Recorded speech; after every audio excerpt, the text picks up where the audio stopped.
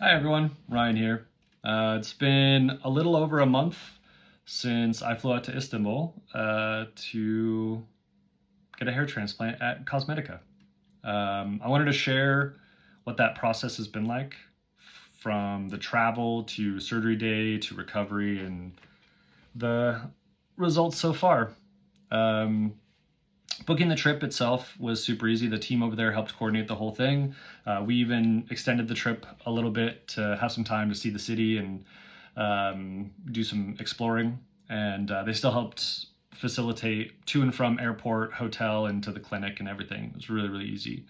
The procedure day itself started pretty early. I think it was 6 a.m. or so, but you come in and they kind of walk you through what the day is going to be like, provide some breakfast while you're waiting for your turn to go up and meet Dr. Acar, who then draws out your hairline, talks about your treatment options, and from there you go take your before pictures and head to the clinic to get your head shaved and on into the procedure room. Um, the procedure for me took about 8 hours. I think they say typically it's about 6 to 8, so a little bit on the longer end. I think I was one of the last people coming out that day. Um, but they make you comfortable. There's a nice lunch break. Provided some food. I think it was kofta and rice and some soup, I believe. It was really tasty. But the first half of the procedure is the anesthesia and then extraction. I went with the needle-free anesthesia, which I think had some initial discomfort, but not for too long. And you're pretty numbed up after that. So yeah, after that was the implantation portion, which was much easier, and I think I even drifted off a little bit towards the end there. Um, Afterwards, they give you a full aftercare kit. There's shampoo, foam, as well as some meds to take for the first week or so, like antibiotics and I think some pain meds if you need them, and instructions on what to do, how to protect and wash the grafts. And they were all really straightforward. Came with really easy to follow instructions. I chose to do my first wash at the clinic before I flew home, which it was really great to see how they kind of do it and, sort of pat the grafts and are pretty easy. The wash itself, you shouldn't use sort of like direct, shower head on the grafts and stuff like that. So just sort of pouring over water and being really, really gentle with the grafts. So it was good to see that before heading home and having to sort of repeat that.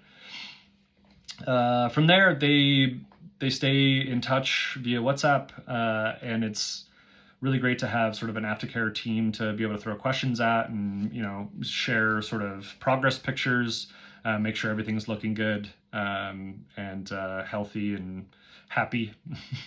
And they're really quick to respond if you have any questions, which is really great. The first 10 days, I think, are really all about being gentle, keeping the grafts moist for the first couple of days with the sort of saline spray I think they provide, and doing those careful washes, right? Really, really patting the foam on gently and then, softly rinsing. Around day 7 or 8, I think, you start to form the scabs over the implantation areas. For me, pretty gnarly, but by day 10 or so, most of them had started falling off. And I think once I got the okay from the care team, I was just sort of gently gliding my hand over like this to sort of loosen. I know they tell you to use sort of the pads of your fingers and just like, lightly massage, that sort of thing. But even just doing this kind of helped loosen some. And really, it took a couple days for those to go away, and then you kind of get to see, the actual hair again. Around week 3 or 4, I think you start the sort of shedding phase, at least for me, which again, totally normal.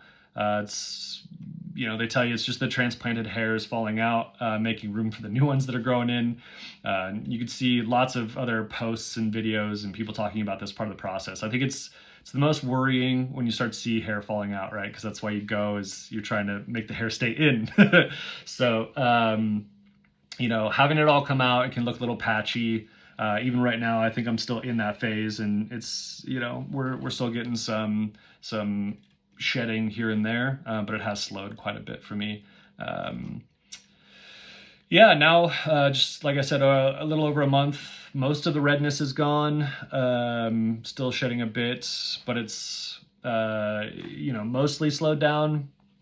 And at this point, it's one of those, we're trusting the process and waiting for the growth phase. So I've also started the rest of the supplements that they kind of walk you through. For me, it's been topical Min and Fin, which is just sort of a spray you massage in, as well as regrowth serum that I got from the clinic. And I'm also taking biotin and saw palmetto supplements as well. So yeah, that's been my experience so far. You can kind of see where we're at. I've had some ingrown issues, but not too bad. We're just sort of waiting for these spots to start filling in a little bit more. So I'm excited for the coming months with the growth phase, and starting to see these areas actually fill in. So I'll be adding progress videos for each month to sort of document this process and the overall progress. So maybe I'll see you in the next one. Take care.